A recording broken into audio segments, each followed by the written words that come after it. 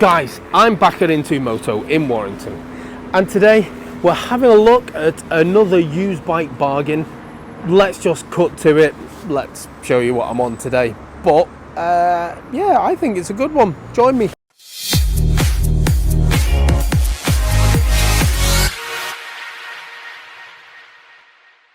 Here's today's bike. It is, of course, a Voge DSX 500. What do you think of the looks? What we'll do, we'll start usual way. We'll go all the way around the bike, and then I'll throw some facts and figures at you as we go. Let me know in the comments what you think. So we'll start with the full 360.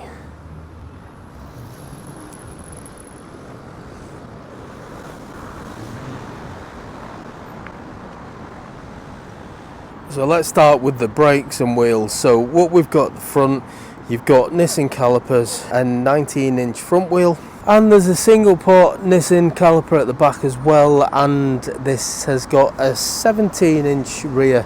I think you should have adventure bikes with spoke wheels, they just set them off nicely.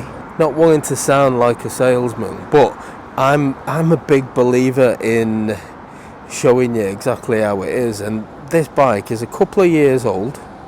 Granted, it's only got about 1,000 miles on, I believe, but it's absolutely spotless. It is, like literally all over this bike. It looks like a brand new bike. It really does. And that for me is a credit to its owner, or last owner, because what I find is if you look after a bike, it will last forever. If you don't look after a bike, then it won't. It's fairly simple, isn't it? But I get a lot of comments all the time if I review a bike that's been made in China. Everyone says it's going to fall to pieces. Well, this bike is showroom condition, and it's a couple of years old. It's been used, it's just been looked after. This comes with the luggage as well.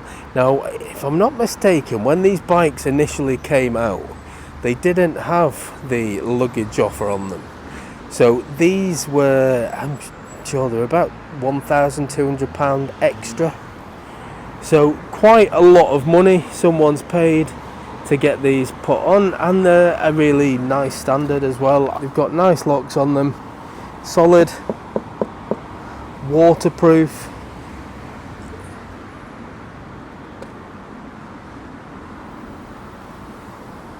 Voge. K-bar monoshock, K-bar suspension forks at the front as well. I'm probably mispronouncing it, that's standard for me. I repeat myself all the time with Voge, but they come with so many extras. So this has got your crash protection around the front, you've got your knuckle guards, there is a hell of a lot on here tech wise, including Bluetooth connectivity, tyre pressure sensors, USB charging right at the front. That is definitely right where you need it, because you can mount your sat nav, whatever, your phone mount, whatever, but you've got easy access to the USB, which is very good. It is an adjustable screen at 12 inches. Yeah, that one's for you ladies. Yeah, this is I don't know, I'd say maybe 3 inches, maybe thereabouts. So that's how much of adjustment you're going to get with the high position and low position. Currently in its high position.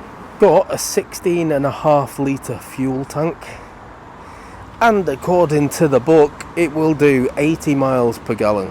Decent, to be fair, for a bigger bike. The screen, it's got a nice little TFT screen. It's not huge, but it's got enough information on there that you need. You've got your big prominent speedo, you've got the tyre pressure sensors, as I've said down here, you've got your total miles on this one, which is 1,356. That will be slightly higher because I'm going for a ride. It's got temperature gauge, we've got your fuel gauge. Oh, nice little clock. That is tiny, to be fair, but I can see it with my bad eyes. You've got your average MPG. Yeah, it's a nice screen. It's got a 471cc liquid cooled engine which delivers 46.9 horsepower. Tasty. Buttons, pretty much industry standard on this one. So you've got your horn indicators, high low beam, and there is a pass button around the other side. So on the right hand side you've got your engine start, you've got your hazard lights, and then you've got your cut-off switch. Seat wise, yeah, it looks comfortable, it looks absolutely gleaming again. It looks like a brand new bike, this, seat included. Nice grab handles at the back for any would-be pillion, and security of the top box. Nice little pad there as well, so your rear passengers got a bit of a backrest. Rear pegs, now one thing that does annoy me is they don't match the front ones. I don't know why they do that, it's an OCD thing, but you've got the rubber on the front one, you haven't on the rear one. And typical Voge, everything's always thrown in, all the extras. It is currently on the side stand, a 500 DS extender as well. They're really good actually if you are considering going off-road, especially if you're putting it down in dirty stuff. It does help stop the bike from sinking in the mud. It's also got the centre stand as well.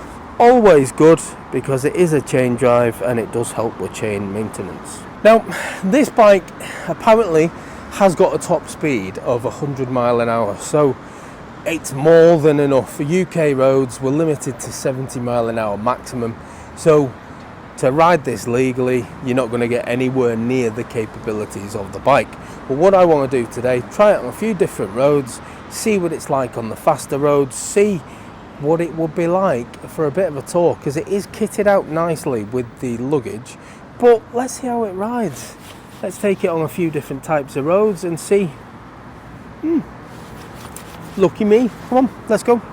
Now the seat height on this is just over 800 millimeters, so it is quite suitable as far as adventure bikes go for somebody with short legs. Now for your info, I'm only short, I'm 5'8" with a 29-inch inseam, so short with short legs, and a centimetre maybe of getting my heels down on both sides, but it feels perfectly manageable. As far as the seating position goes, it doesn't feel like a tall bike for me. It does feel comfortable though. Let's see what it sounds like on startup.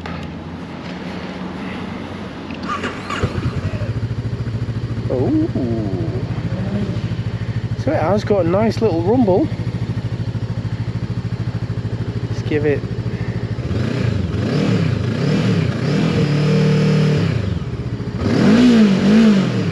Ooh, feisty. If you look at the mirrors, there's just no vibration at all. It's just not a rattly engine. Let's take it on the cobbles. Let's see what it's like. And yeah, you can feel the suspension just soaking up those bumps. I'm not feeling any through my backside, which is nice. Standing up, because adventure bikes, they are made for the odd little off-road track, aren't they? And for me, that's a nice position as well. I can straighten my legs or bend in the leg, and don't feel like I'm overstretching for the bars, which is a very good position for me. I don't know where this geezer's going, but yes, he's caught on camera driving like a plum.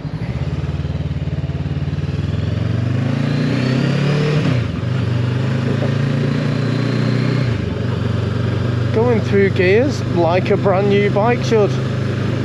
That's, again, it's a credit to the person that's owned this bike, and I do say it time and time again. If you're going to go out and spend thousands of pounds on a motorcycle, whether it be 2,000 or whether it be 10,000 or 20,000, cheers, I don't get why people out there don't look after them. And then when they leave it in their backyard, or they leave it exposed to all the weather for 12 months, they then complain that it's showing a little bit of rust. Well, that's just what happens. Unfortunately, if you don't look after a bike and you leave it open to the elements with no cover, or it just basically getting wet all the time and dry and wet and dry, and yeah, it will start to look a bit shabby. But if you look after it, you cover it, you clean it when it's dirty, you service it when it's needs to be serviced, you just look after it. There's absolutely no reason why the bike won't last a long time. And this bike, yeah, it's only, what is it, 2 years old, 2.5 years old, so it is a newish bike, I would say. So I'm not claiming that this bike is 10 years old and looks amazing, but it looks like a brand new bike after a couple of years, which is something that people always tell me on Facebook just won't be the case, because it's Chinese. It'll be a pile of rust by the time you've had it a year. But again, it just takes me back to look after your bike, and it will keep going and it will keep looking nice. Don't look after it and it won't. There is a lot of scaremongery out there, good ones like Voge that are now hitting the markets, and they're actually competing with the Japanese bikes. And I think they stand alongside them now, especially bikes like this and the 900 DSX that Voge have just released. They stand side by side, the Japanese bikes, and arguably you might even say the better, because they come with more kit, a hell of a lot more kit. You'd be paying double or triple to get anything close to it in the Japanese market. However, as this bike shows a few years in, it's absolutely spotless. It works as it should, goes through the gears lovely, it looks lovely. I'm going to open it up shortly. We'll see if it rides well at high speed, low speed. At the minute, just doing the 30 miles an hour roads, just doing the town riding. It's very nice, it's comfortable. As I've said, it goes through the gears really well. If you were to look at a brand new one of these, or how much they were brand new, over 2 years, this has lost about £2,000 off the new price, thereabouts. Now £2,000 over 2 years, I think, is actually not bad as far as depreciation goes. If you hadn't bought a new Japanese bike, for instance, in fact, let me use my Yamaha Nikon as a good example. My Yamaha Nikon lost £4,000 in the first 12 months. So Japanese bikes don't hold the value quite as much as everyone would lead you to believe. It just seems to be one of those things that everybody says, and it's just not true, because my Nikon has lost twice the amount of money as what this bike has. Just looking at this Duster in front, I can see over the top of the Duster, and the Duster's like what would you call it, a mini 4x4 type in height wise, but you can see over it quite easily. You can see over normal sized cars with no issue at all, and that's me being the little fella that I am on top of this. So it is good to be seen because you're on something bigger, and it's good to see everything else because of its high seat position.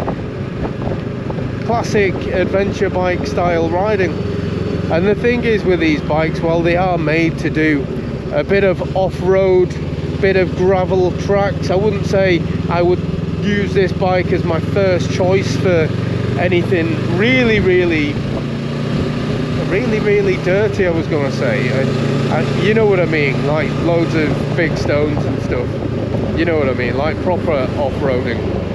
But for farm tracks and stuff, yes, this would be fine. For bumpy roads, yeah, again, I've already took it on the cobbles, and you don't really feel the cobbles. You feel just nice and comfortable, like bimbles and wallows around. So let's open it up a little bit now.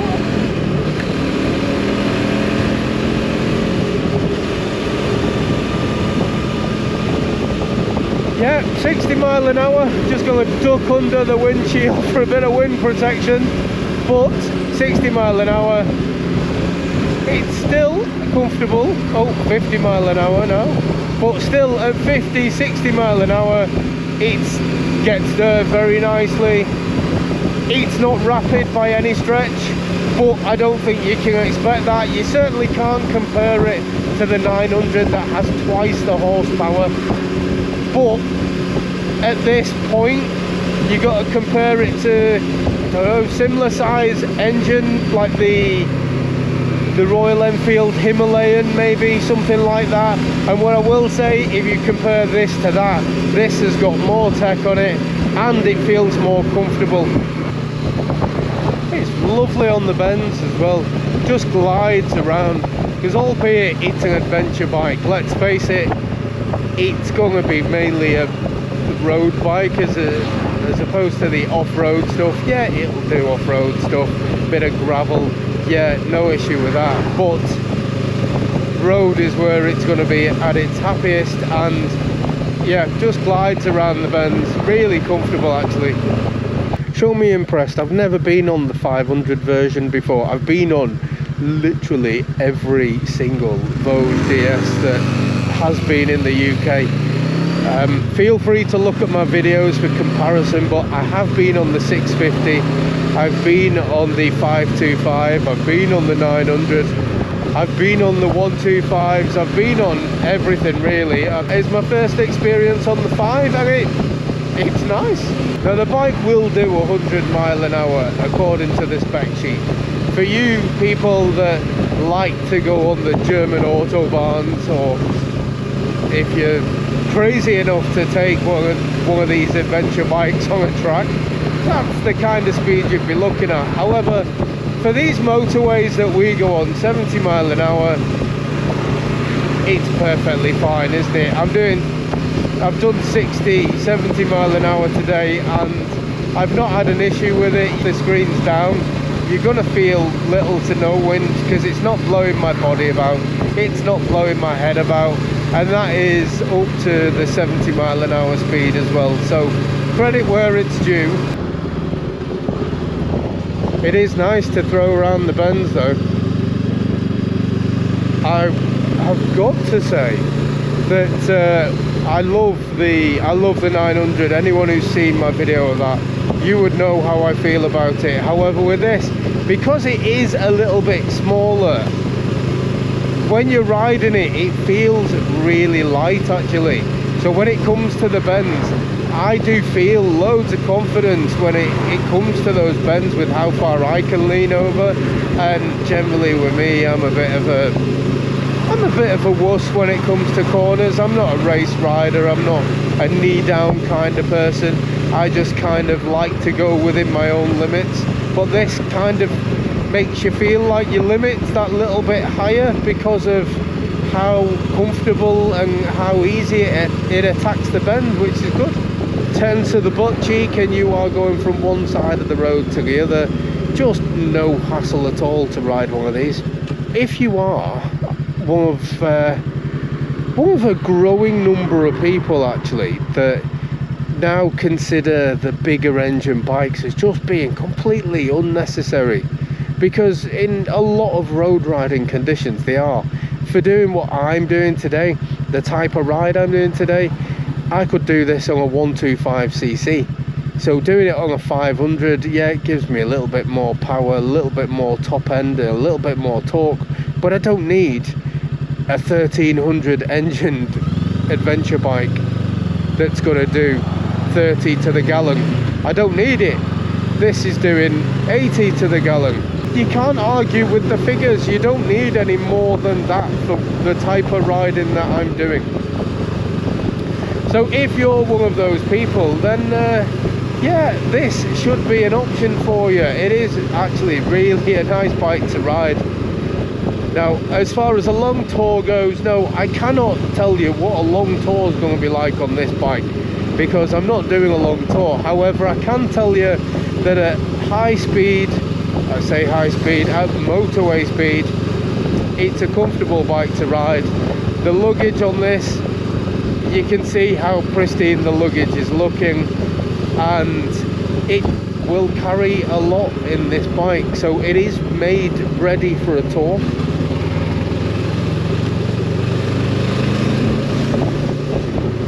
And it's got enough power to get you out of trouble. There is a lot of arguments about bike engine size and what you actually need and who needs what, and I am a believer that if you are just doing the occasional bit of motorway and mainly road riding, then yeah, you don't need anything bigger than a 500cc. You don't.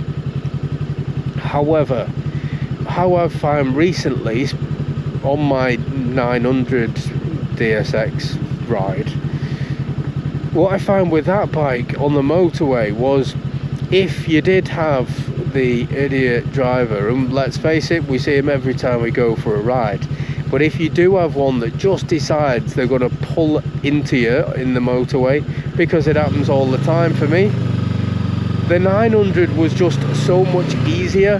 The little twist of throttle and bam, you're gone, you're safely out of harm's way.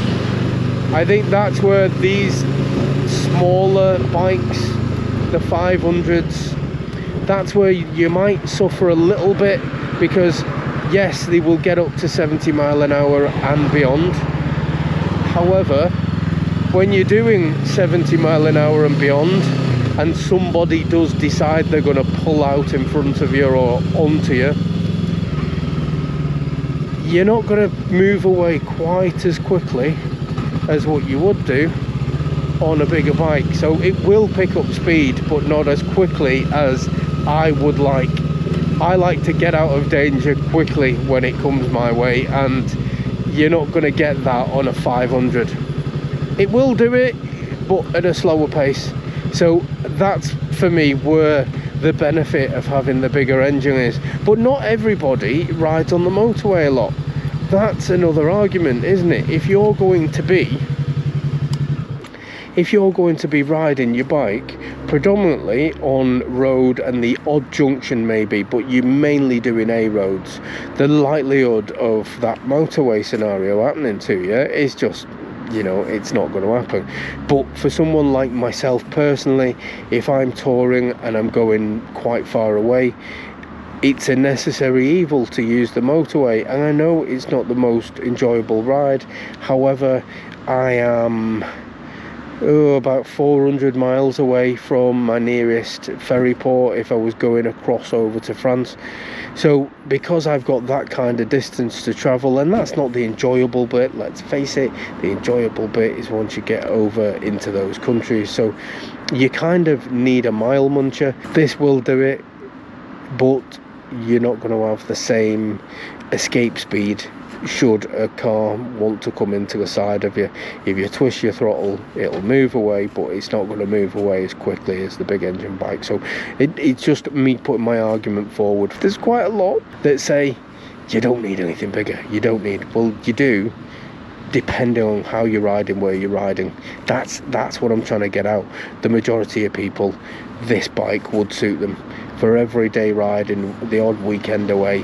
Perfect bike. It's kitted out, ready to go. I have thoroughly enjoyed riding this bike. It's comfortable, it's got enough power for the type of riding I was doing today, and yeah, I think it should be one to consider. At the price point it's currently at as well, I've got to class it as a used bike bargain. So if you're interested into moto, I'll put a link in the description.